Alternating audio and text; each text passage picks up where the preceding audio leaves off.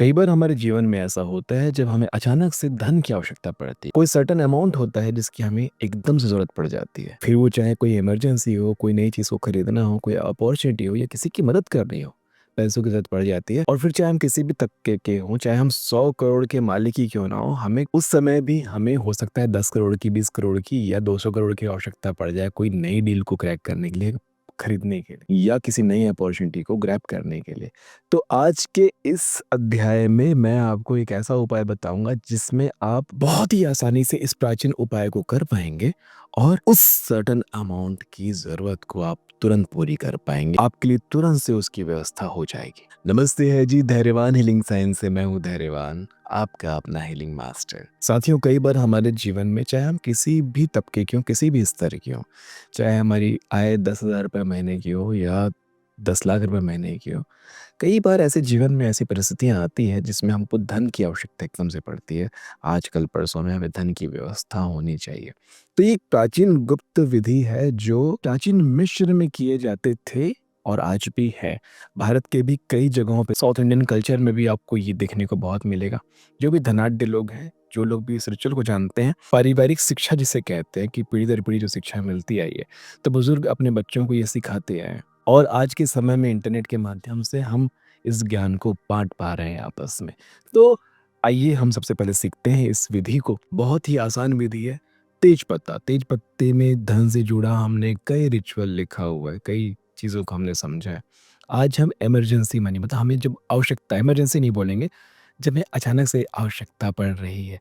अब ये मत बोलिएगा कि अरे आवश्यकता तो हमेशा ही रहती है। उसके लिए बहुत सारे रिचुअल्स और रेमेडीज़ हैं। ये है अचानक से आवश्यकता जिसकी पड़ती है आपको। किसी काम को करने के लिए 10,000 की ज़रूरत है, 1 लाख की ज़रूरत है, 10 लाख की ज़रूरत है। अब वैसी कोई चीज़ आज ज़रूरत आनी पड़ी है, तब के लिए ये काम करता है। तो हम लेंगे तेज पत्ता और तेज पत्ते में हरे रंग के पेन से, हरे रंग की लेखनी, स्केच पेन हो, मार्कर पेन हो या सिर्फ नॉर्मल पेन हो या हरी स्याही हो, उससे तेज पत्ते में वह अमाउंट, वो मात्रा, धन की वो मात्रा लिख दीजिए। बस आपको जितना भी धन की आवश्यकता है वो लिख दीजिए।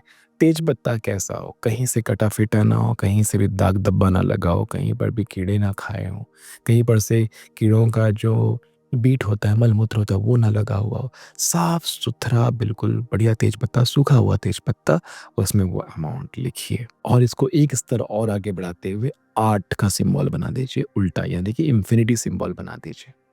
हाँ, ये 8 का सिंबल बना करके उसमें छोड़ दीजिए। यानी कि ऊपर आपने अमाउंट लिखा, नीचे आपने 8 का सिंबल बना दीजिए। सिंपल है। अब क्या करना है? देखो, इसको करने से पहले एक बात ध्यान में रखो कि किसी भी गलत काम के लिए, आपको नशा करना है, आपको किसी का कोई नुकसान पहुँचाना है, गलत आदतों, गलत संगत, जो गलत संगतियाँ होती हैं, वो करने के लिए आपको आवश्यकता है, ये पूरा नहीं होने वाला। ठीक है? तो उसमें अपना समय व्यर्थ मत कीजिए।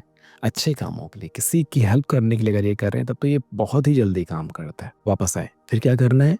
तेज पत्ते को लिया और उसको मरोड़ दिया। बिल्कुल गोल ऐसे मरोड़ लिए, गोल फ़ोल्ड कर दिया उसको, कहने का मतलब। और एक लौंग लेके, एक साबुत लौंग लेकर के, जिसमें लौंग बिल्कुल अच्छा वाला लौंग लेकर के उसे उसमें गाड़ दिया। तो वो फ़ोल्ड होकर के पान की तरह बन गया, है ना? फ़ोल्ड हुआ, मुड़ गया और बस। इसके बाद इसे क्या करना है, थोड़े से कपूर ले लेंगे। भीमसेनी कपूर जो आता है, पूजा वाली दुकान में मिल जाता है, भीमसेनी कपूर बोलेंगे तो मिल जाएगा। दीपक ले लीजिए मिट्टी का, या बड़ा वाला दीपक ले लीजिए, या जिसमें धूप जलाते हैं वैसा वाला कुछ ले लीजिए, मिट्टी का कोई पात्र लेकर के नीचे थोड़े से कपूर रख लीजिए।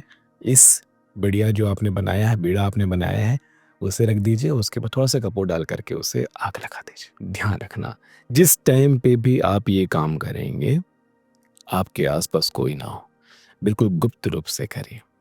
ज़्यादा अच्छा हो जहाँ आप ध्यान प्रार्थना करते हैं, जहाँ आपने कुछ रेमेडीज़ कर रखी है, जहाँ आप, जैसे पूजन स्थल हो गया, जहाँ आप मंत्र जाप वगैरह करते हैं, वहाँ ये कर दीजिए और इसकी धुएँ को और इसके जो गंध को फैलने दीजिए। और जब तक ये हो रहा है तब तक थोड़ी देर के लिए शांत होकर के ध्यान लगा करके बैठ जाइए। आपका सारा ध्यान अपने उस दिशा में होना चाहिए कि आपको क्या चाहिए, आपकी मर्ज़ी क्या है, आपने क्या माँगा है। बस इसके जलने, इसके धुएँ के उड़ने तक 3, 4, 5 मिनट ही लगते हैं। बस उतनी देर आप वहाँ रहिए और उसके बाद गुप्त रूप से इसके सारे राख को निकाल के किसी गमले में डाल दीजिए, किसी पेड़ के नीचे डाल दीजिए। किसी को कुछ मत बताइए। शांत होइए, मन में एकदम शांत भाव रखिए। कुछ भी आपने किया है, कुछ भी आपने माँगा है, कोई भी आपको ज़रूरत है, ये भी किसी को बताने की ज़रूरत नहीं है। क्योंकि आपने ये रिचुअल कर दिया तो किसी को जाके बताओ मत कि मेरे को इतने की आवश्यकता है, इतने की आवश्यकता है। अपने आप आपके लिए व्यवस्था होगी। अपने आप आपके लिए व्यवस्था होगी। हाँ, आप अपना कर्म कीजिए। आपने किसी से कुछ कुछ बोल रखा है, किसी से को आपका कोई रुका हुआ पैसा आपने किसी से माँग रखा है, ठीक है, वो सारी चीज़ें ओके हैं। या कहीं से हेल्प माँग रखा है, वो ठीक है। लेकिन अपना दुखड़ा रोते मत रहिए, ये रिचुअल करने के बाद कहीं मत कीजिए। आपकी आवश्यकता से पहले आपके लिए व्यवस्था हो जाएगी। ये व्यवस्था हो जाने के बाद, सब कुछ हो जाने के बाद एक दान का भाव होना चाहिए कि आपको ये ज्ञान आपको मिला है, तो इस ज्ञान को मिला है इसलिए परमात्मा को, नेचर को, प्रकृति को धन्यवाद के भाव से आप गाय को रोटियाँ खिला दीजिए या चारा खरीद के खिला दीजिए। इससे आपका पुण्य बराबर हो जाएगा, आपका एनर्जी एक्सचेंज पूरा हो जाएगा। ठीक है जी? और साकार होने के बाद जब भी इसका साकार हो, ये अध्याय आपने देखा हुआ, इस वीडियो के कमेंट में आकर के लिख दीजिएगा कि आपको कब, कैसे, क्या फ़ायदा हुआ, क्योंकि दूसरों को इससे मदद मिलेगी। तो जो मदद मैंने आपकी की, आपके लिख देने से किसी और की मदद हो जाएगी। ठीक है जी? ऐसी ही बहुत सारी रेमेडीज़, बहुत सारे सिंबल्स होते हैं रेकी हीलिंग में, लामा फेरा में। बहुत सारे स्विच वर्ड्स होते हैं, एंजल नंबर्स होते हैं एंजल हीलिंग में, जिससे आप अपने जीवन में आगे चल कर के सीखें, समझें, ताकि आप अपने और अपनों का जीवन सरल कर सकें, सुखी कर सकें। ठीक है जी? आशा करता हूँ ये अध्याय भी आपको बहुत अच्छे से समझ में आया होगा। मिलते हैं आने वाले अध्यायों में। तब तक के लिए नमस्ते अजय।